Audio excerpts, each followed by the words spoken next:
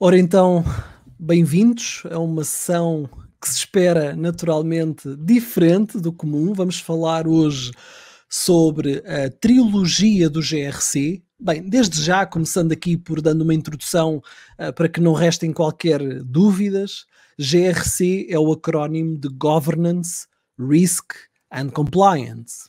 E, portanto, esta mesma apresentação vai estar subordinada ao tema A Trilogia de GRC e o Reino das Estrelas. Bom, o meu nome é Pedro Machado e vou ser eu o orador desta mesma sessão. Se calhar começava por aí mesmo. Quem é o Pedro? Bem, o Pedro, neste momento, e partilhando apenas aqui uma breve nota, apesar de ser extensa, mas uma breve nota daquilo que atualmente exerço. Portanto, sou diretor de topo do Grupo AGAs Portugal, designadamente com a função de Data Protection Officer. Sou também doutorando em Engenharia e Gestão pelo Instituto Superior Técnico, na Universidade de Lisboa.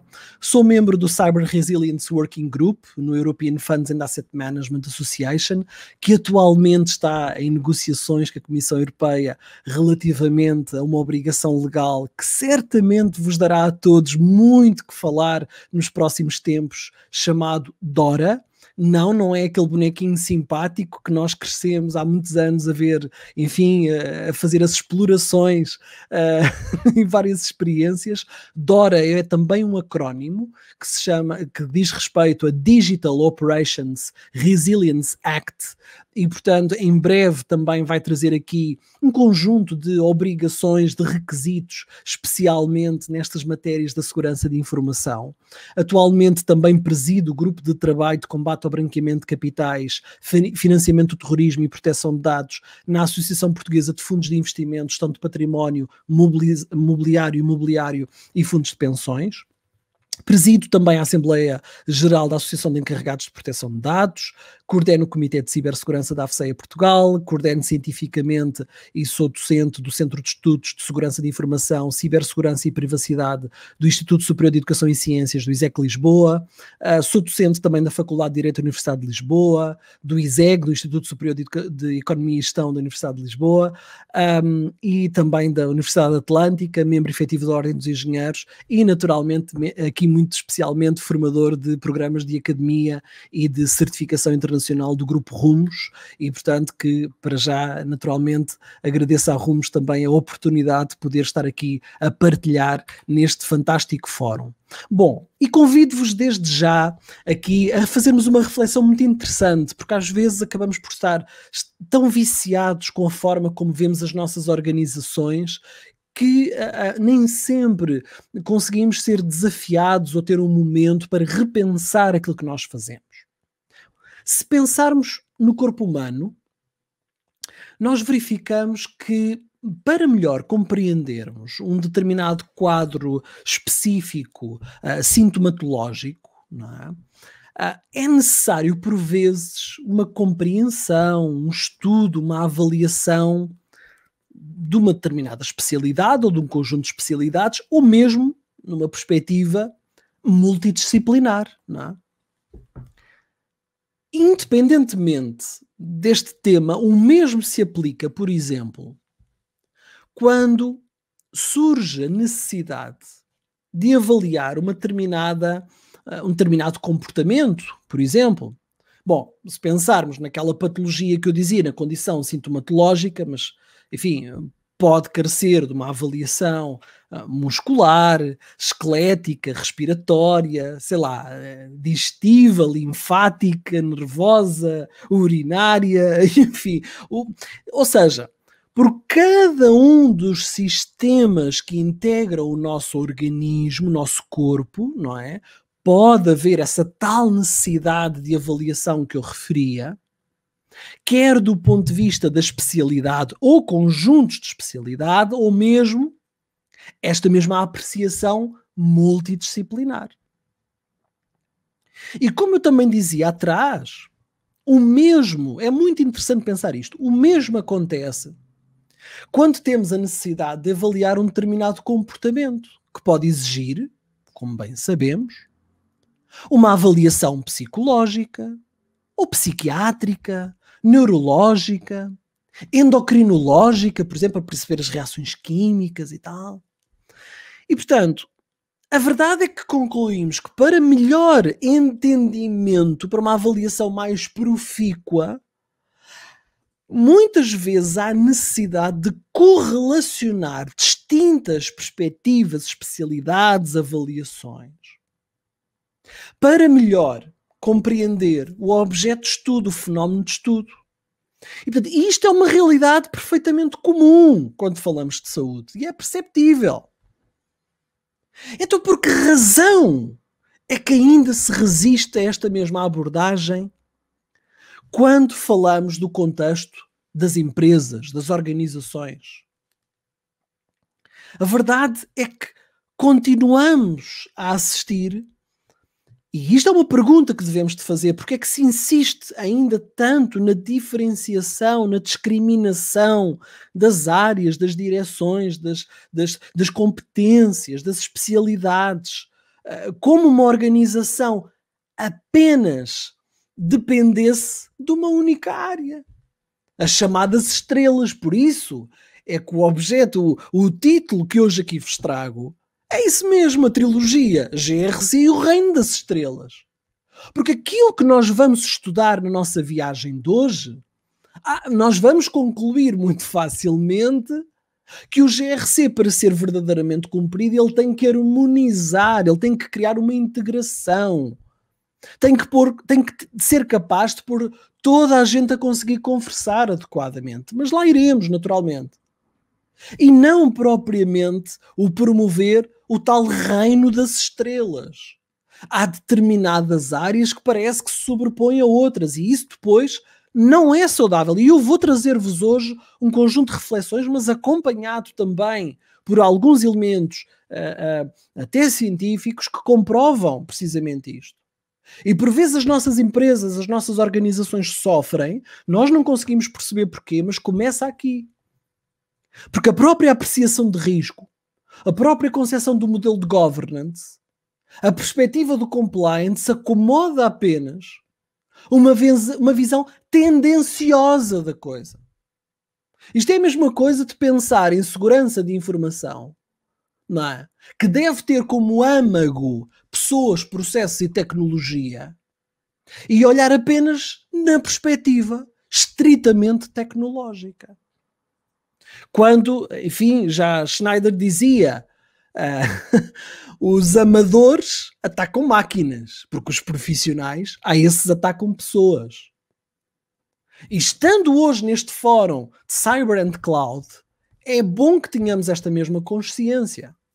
Então, é importante começarmos a desmistificar, a transformar, de forma a mudar, a acabar com este reino das estrelas, para verdadeiramente conseguir ter uma perspectiva holística, integrada da sociedade, da organização, ou mesmo da sociedade. Não tenham dúvidas que o mesmo se aplica naturalmente ao próprio país. É como se à volta destas mesmas, por exemplo, dentro de uma organização, à volta destes mesmos departamentos, dentro destas áreas, não é? A organização gravita toda a sua apreciação, todos os seus, as suas decisões, a forma como entende os riscos, por exemplo, não é? E não tem uma perspectiva de uma organização verdadeiramente única.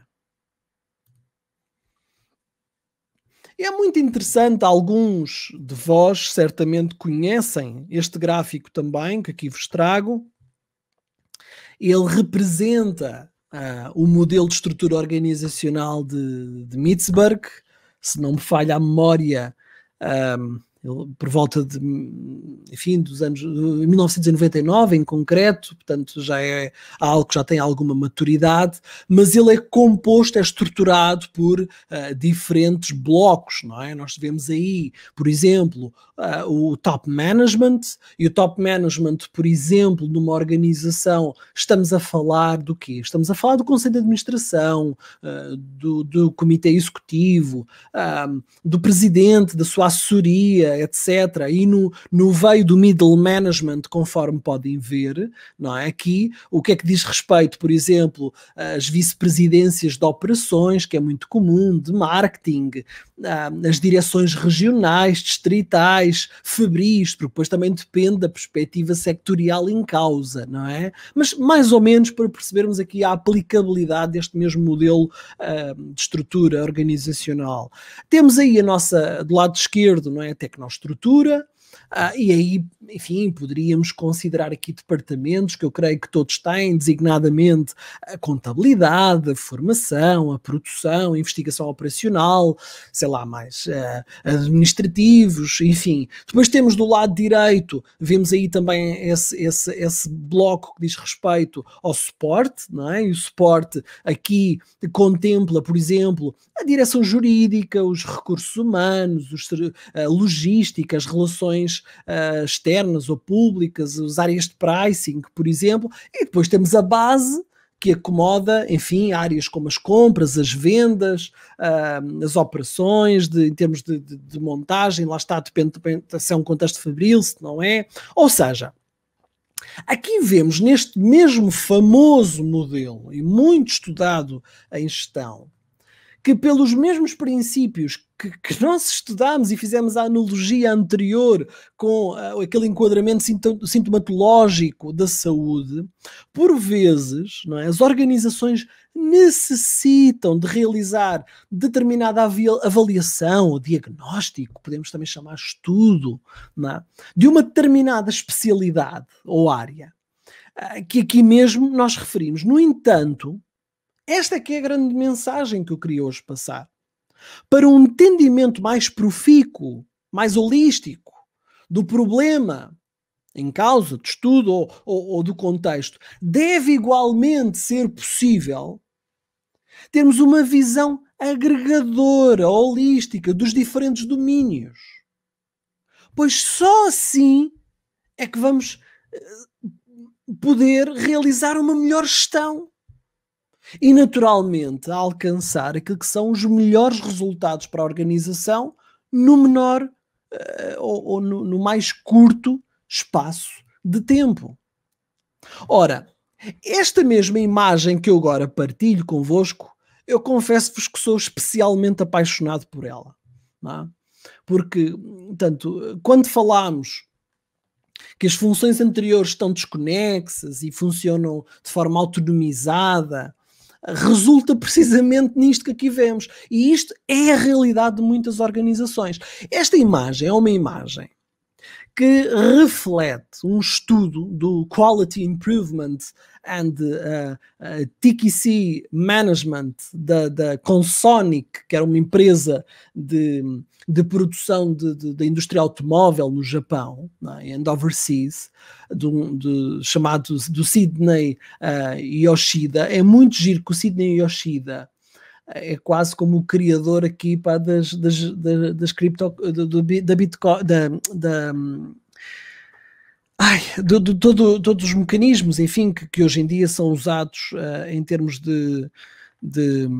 das moedas mais atuais, do sistema de pagamentos mais recente, não é? Que ainda hoje em dia há muitas teorias da conspiração que naturalmente aqui não estou mais descontraído, não quero alimentar, mas há quem diga que efetivamente não é conhecido quem foi, desculpem a expressão, o pai da criança, não é? Portanto, de facto sabe-se um nome, mas efetivamente não resulta claro efetivamente quem é a pessoa, nunca se viu a cara. E aqui é mais ou menos a mesma coisa. O Sidney Yoshida é alguém que surge referenciado, mas ele enfim, não é alguém que veio dar a cara, não há artigos que se vê a cara da pessoa, e portanto tem havido aqui também alguma discussão à volta disto, mas enfim, não obstante de todas estas teorias e isto, focando aqui um bocadinho mais no outcome deste estudo, que este sim é um estudo incontornável do ponto de vista de gestão, ele conclui o seguinte, vejam lá bem, por favor,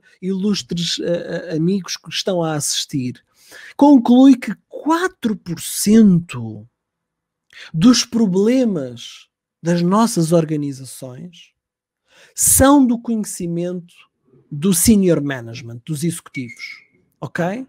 E é muito interessante vermos isto. É interessante concluir que se 4% é do conhecimento dos executivos, os restantes 96% estão escondidos deles. Porque o mesmo estudo conclui que 9% desses mesmos problemas são do conhecimento dos team managers, 74% são do conhecimento dos team leaders, 100% são do conhecimento do staff. E isto é maravilhoso, sabem? Eu vou fazer aqui umas confidências, mais ninguém nos ouve, só nós aqui na conferência, que somos muita gente, mas pronto, vamos lá então aqui refletir um bocadinho. Eu não sei quantos de vós, em vários momentos, tiveram a oportunidade às vezes de lamentar, de se queixar, porque é que por vezes, as estruturas hierarquicamente mais elevadas parece que não estão tão sensíveis aos temas ou não veem, mas este estudo mostra porquê. A verdade é que muitas das vezes as pessoas, ou por medo das suas chefias, acabarem por ter algum conhecimento que corporize aqui para nós ninguém nos ouve, alguma incompetência ou alguma falha, não é, que nós tivemos. Há a tendência natural de ocultar aquilo que aconteceu.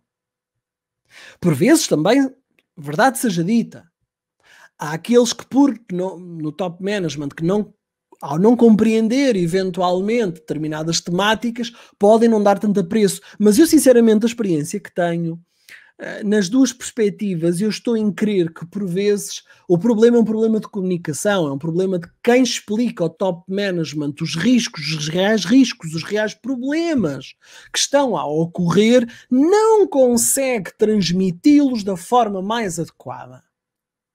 E depois resulta nisto, é que 96% dos problemas não são do conhecimento do top management. Ora, se não são do conhecimento do top management, a pergunta que todos nós nos colocamos, meus queridos amigos, é como é que o top management vai tomar decisões sobre algo que desconhece? É impossível. E, portanto, quando nós precisamos da atribuição de recursos, de budget, de recursos humanos, de recursos técnicos, independentemente daquilo que seja, para o nosso sucesso, é fundamental que haja precisamente esta perspectiva, esta visão real da organização. E isto tem naturalmente de cumprir com aqui critérios, requisitos de comunicação, de transparência, atempada, com uma determinada qualidade para permitir suportar a melhor decisão possível da organização. E esta imagem reflete as razões pelas quais, tendo em conta o que estamos aqui a descrever, porque é que quase todas as organizações se encontram neste estado. As organizações desenvolvem departamentos, programas, projetos, seja de gestão de desempenho, gestão de riscos, compliance, responsabilidade social e corporativa, também muito, muito comum cada vez mais, e assim por diante. Mas, infelizmente, estes mesmos departamentos que aqui vemos, estes programas, funcionam em silos, em blocos isolados, de modo ineficaz, e produzem inconvenientes e preocupantes. Vejamos os problemas. Custos elevados. As pessoas não falam. As pessoas duplicam os recursos, duplicam a informação. Não há uma real integração e visão dos reais riscos da organização. Produz falta de visibilidade dos riscos, como eu falava, incapacidade de fazer face a riscos de terceiros, dificuldade de medir o desempenho ajustado ao risco. Demasiadas surpresas negativas. Situações inesperadas, ou seja, há riscos sistémicos, riscos secundários, riscos que holisticamente são despoletados precisamente por este atuar em silos. Há situações que certamente poderão chegar à conclusão em que há mais do que uma entidade a fazer trabalho em duplicado. E, portanto, quando estas atividades estão isoladas, como eu dizia, em silos, não é? É altamente provável que os objetivos estabelecidos sejam inadequados, que as estratégias estejam desadequadas, que o desempenho não esteja devidamente optimizado. E, portanto, o que nós queremos é passar desta realidade para aqui, para este estado, para este cenário. Este cenário é um cenário que realmente permite estabelecer uma abordagem que garante que todas as pessoas, ou pelo menos, melhor, errado, não é todas as pessoas. E não confundir o que eu estou a dizer com o que são requisitos de segregação de funções, de isolamento, por questões de segurança, nada disso. Aquilo que estamos a falar é garantir que as pessoas certas, as pessoas adequadas, os corretos stakeholders obtêm informação adequada nos momentos corretos. E que os objetivos corretos são estabelecidos e as ações, os controlos adequados acabam por estar postos em prática. Para quê? Qual é o nosso objetivo? Resolver esta incerteza, não é? Gerir esta incerteza, agindo com integridade. É muito importante, já vamos perceber porquê. Quando o GRC é aplicado corretamente, os benefícios acumulam-se. E as organizações, como a forma que vemos nesta fantástica imagem da OCEG, elas corporizam logo processos, tecnologias que permitem fazer o quê? Alcançar o quê? Olha, desde logo a redução de custo, a redução da duplicação de atividades, um impacto reduzido nas operações, maior qualidade da informação, tão importante, maior capacidade de recolher informação de forma profícua, isto é, de forma rápida e eficiente, com a qualidade necessária, maior capacidade de repetir processos de forma consistente. Então, como é que o negócio, no fundo, vai trabalhar? Ele pressupõe uma determinada estratégia devidamente definida, integra pessoas, processos e tecnologia, não é? Ele procura explorar oportunidades em cenários previstos ou imprevistos. De que forma? Procurando, naturalmente, o cumprimento de objetivos, não é? Ou oportunidades previamente definidas, sejam elas de natureza estratégica, operacional, tática, enfim. E no decorrer da atividade do negócio surgem diversos tipos de obstáculo que procurarão sempre limitar ou impedir as oportunidades e, consequentemente, o bom cumprimento dos objetivos pretendidos. E isto é muito importante perceber, porque é nesta mancha, nesta zona que aqui vemos, que nós chamamos zona de incerteza ou de risco. E porquê que o risco é tão importante?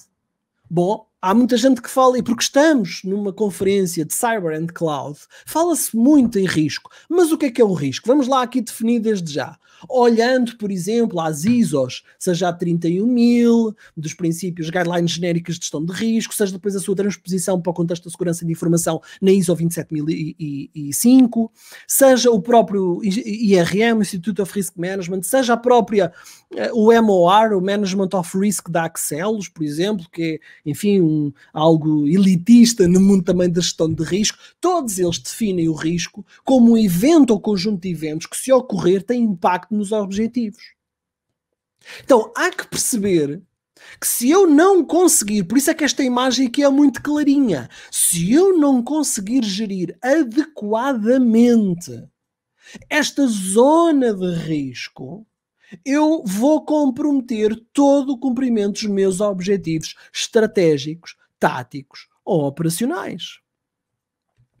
Bom, outra forma muito rica de compreender a importância disto, do GRC, é olhar para esta representação gráfica do Standard & Poor's, do S&P, e na prática, enfim, é um índice composto, como sabem, por 500 ativos ou ações cotadas na bolsa de NYSE, de New York Stock Exchange, e Nasdaq também, naturalmente.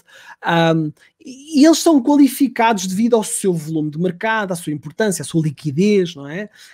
À sua própria importância, eu diria, de indústria sectorial, e ele é uma referência quando falamos ou quando queremos representar os próprios mercados. E vemos aí 2 pontos, se vocês repararem ao longo de toda a sua cronologia, nós vemos de facto 2 manchas, 2 pontos muito complicados, houve uma perturbação, houve uma desvalorização brutal do mercado, o que foi uma coisa caótica. E temos aqui 2 pontos, o ponto A e o ponto B. O ponto A, cronologicamente, para aqueles que são mais atentos, percebem que estamos a falar exatamente no momento cronológico que diz respeito a um surto de escândalos financeiros, contabilísticos, que deu origem a várias falências, como sabemos, ficaram na história a Arthur Andersen, a Adelphi, a Enron, a WorldCom, enfim, grandes empresas que eram referência e que foram forçadas, naturalmente, umas a fechar e outras a procurar recuperar os resultados e a confiança dos investidores, mas que não foi um exercício nada fácil. Hein?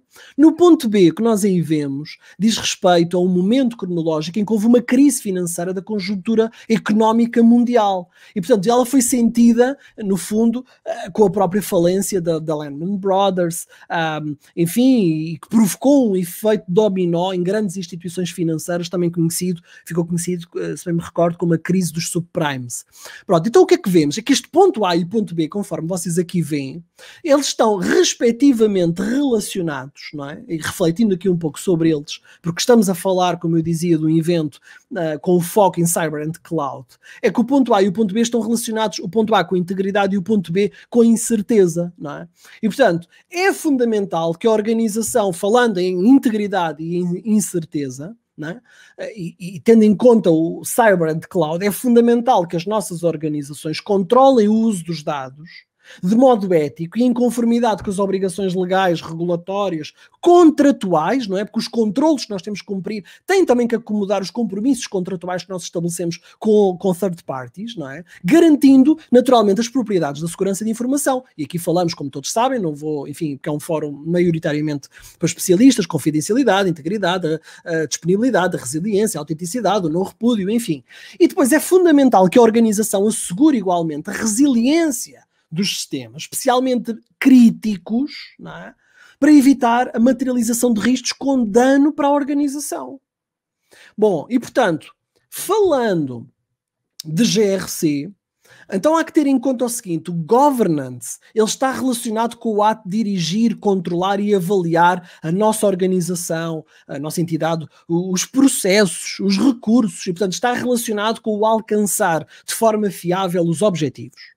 O risco, como eu defini atrás, não é? Ele é caracterizado como um domínio, um espaço de incerteza, é definido como um evento, um conjunto de eventos que eu falava, que se ocorrer tem impacto nos objetivos e está associado ao ato de gerir processos, organização, recursos, para lidarmos efetivamente com esta incerteza e com o impacto da materialização do próprio evento, enquanto se procura o quê? O retorno ou recompensa, ou seja, ele está relacionado com o abordar a incerteza, meus amigos. E depois, por fim, temos o compliance. E o compliance aqui é um domínio de certeza. Ou seja, se o risco era de incerteza, o compliance aqui é de certeza. E ele está relacionado com a conformidade dos requisitos que podem ter origem em contexto externo ou interno. Ou seja, no contexto externo, em tudo aquilo que afeta os domínios, como eu costumo sempre citar, PESTEL, Political, Economical, Sociological, Technological, Legal e Environmental, e internos, o POTI, Process Organization, Technology and Information. Tudo aquilo que ocorre dentro da nossa organização ou fora da organização, mas que nos afeta e que do ponto de vista de obrigações eu tenho que cumprir com aqueles requisitos. Ou seja, ele diz respeito, está associado à conformidade com uma exigência, com uma obrigação, com um compromisso, com políticas, com valores. E, portanto, aqui estamos a falar de agir com integridade. Maravilhoso, meus amigos. Então, partilho aqui, enfim, porque também estou quase a derrapar no tempo, rapidamente alguns quotes. Portanto, o IT Governance Institute caracteriza um sistema de governance como meios e mecanismos que permitem várias partes interessadas a vários níveis de uma entidade que tenham um entendimento comum e organizado na definição e direção e monitorização da conformidade e desempenho, de modo a criar valor aceitável, tomando ao mesmo tempo níveis de risco aceitáveis e utilizando recursos limitados de forma responsável. Já John Wheeler da Gartner diz que GRC são um conjunto de práticas e processos apoiados por uma cultura consciente de risco e considerando tecnologias que melhoram a tomada de decisão e o desempenho através de uma visão integrada de como uma organização gera adequadamente os seus recursos. Por sua vez, a própria OSEG, não é? Diz que GRC é um grupo integrado de capacidades que permitem a uma organização alcançar de forma adequada os objetivos, lidando com a incerteza e agindo com integridade.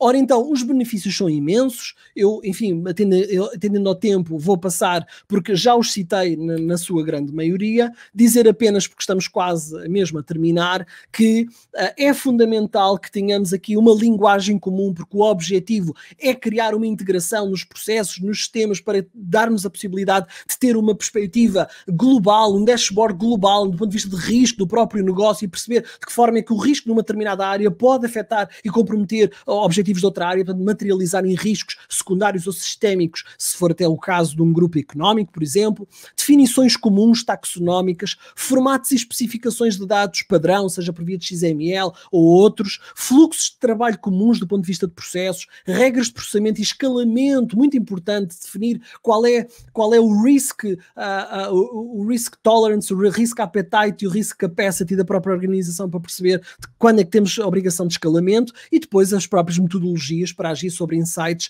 e melhorar o sistema.